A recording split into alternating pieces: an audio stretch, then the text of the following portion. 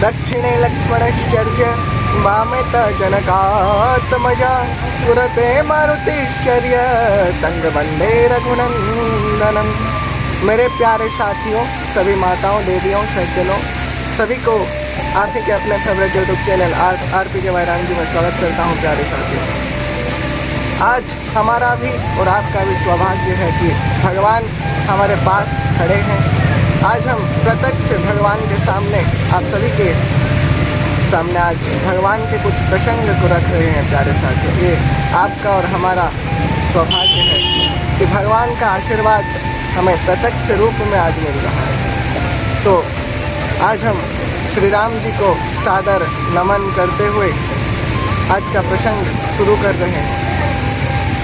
तो मैं आपको उस समय की बात कह रहा हूँ जब माता सीता का हरण हो चुका था। प्यारे साथियों, जब रावण माता को लेकर चला गया था, तो भगवान श्री राम जी और लक्ष्मण जा रहे हैं माता को ढूंढते ढूंढते, और भगवान शिव जी और माता सती आकाश से जा रहे थे। और शिव जी बोले, सच्चिदानंद भगवान की जय। तो माता सती यहाँ पे आश्चर्य प्रकट की। तो शिवजी और सती कुंभज ऋषि यानी कि अगस्त्य ऋषि के आश्रम से सत्संग लाभ करके जा रहे थे। प्यारे साथी, तो शिवजी को सती बोले कि सच्चिदानंद भगवान नहीं हो सकते राम जी, क्योंकि ये तो उनके पत्नी के वियोग में रो रहे हैं जैसा कि एक साधारण मनुष्य रोता। तो शिवजी बोले, ये भगवान का अपना ही रचाया हुआ ये लीला ही है, क्योंकि भगवान मर्यादा पुरुषोत्तम है और वो नर लीला कर रहे हैं। और सच्चिदानंद श्री राम जी हैं, क्योंकि उनके राम नाम में ही राम और लक्ष्मण और सीता तीनों समाये हुए हैं। क्योंकि ऋषि अगस्त्य भी कहते हैं प्यारे साथियों की रकार भवित रामम सच्चिदानंद विग्रहम आकार जानकी कृत्वा मकार लक्ष्मणम स्वराट। यानी कि श्री राम सच्चिदानंद के विग्रह हैं। श्री राम जी आकाश के प्रतीक हैं, स्वर्ग के प्रतीक हैं, और उनके पास माता सीता हैं जो कि पृथ्वी के प्रतीक हैं, और लक्ष्मण पाताल के प्रतीक हैं। और प्यारे साथियों, शिवजी जब यह कहते हैं तो माता सती कहती हैं कि मुझे भगवान के परीक्षा ले लेने दीजिए, क्योंकि मैं परीक्षा लिए बिना तो नहीं मानूंगा कि भगवान श्री राम जी सचमुच के भगवान हैं। तो शिव जी कहते हैं कि भगवान के परीक्षा नहीं लिया जाता। तो सती बहुत हट करती हैं प्यारे साथियों।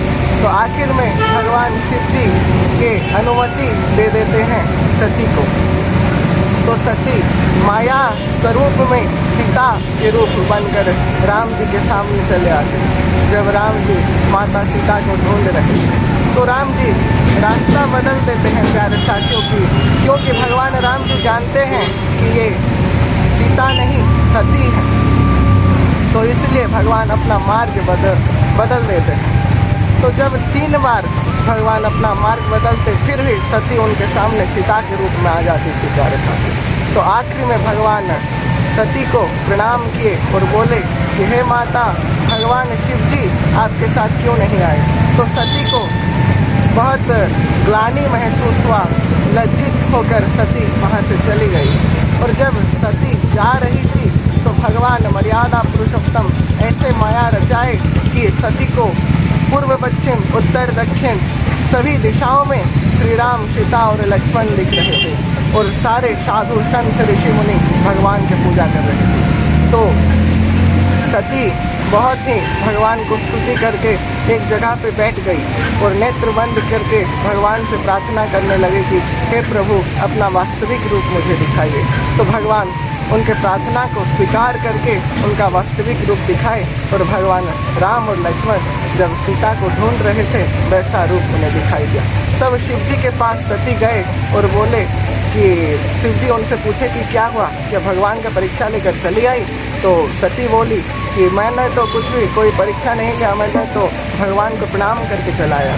तो शिव जी ध्यान में बैठ गए और सभी दृश्य को देखे, और सती को मन ही मन सती के शरीर में जैसा कि शिव जी देख लिए थे कि सती सीता के रूप बनाकर गई थी, इसलिए सीता को शिव जी माता समझती हैं, तो इसीलिए सती के शरीर में भगवान शक्ति को अभी स्त्री के रूप में ग्रहण नहीं कर सकते, इसलिए इन्होंने मन ही मन सती को त्याग करके उनके सम्मुख का आसन, उनके सामने का आसन दे दिए, क्योंकि सामने का आसन तो माता का होता है।